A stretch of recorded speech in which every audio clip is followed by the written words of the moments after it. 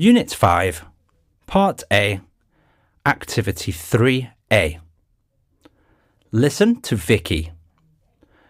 How is her graduation day different or similar to your country? My grade 12 graduation day was far from perfect, but it was a really memorable one. Things started well on that day. I woke up just in time at 6 in the morning.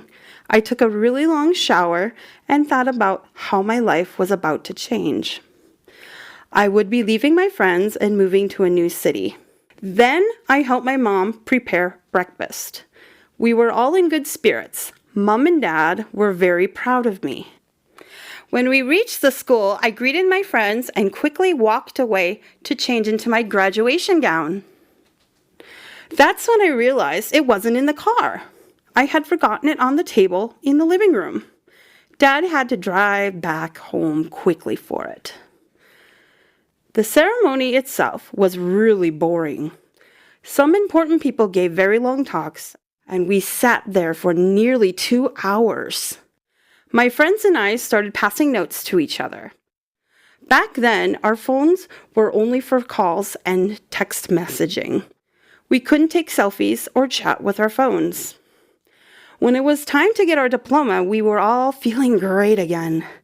I gave my teacher a silk scarf as a present. Some of my classmates gave her presents too.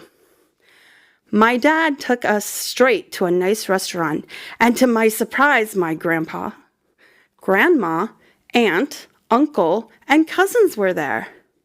They bought a very big cake, and we had a very special meal. I received more presents from my family as the day ended, but the best present was a little gift from my brother Billy. He made a special card for me, and my mom and dad also wrote messages on it.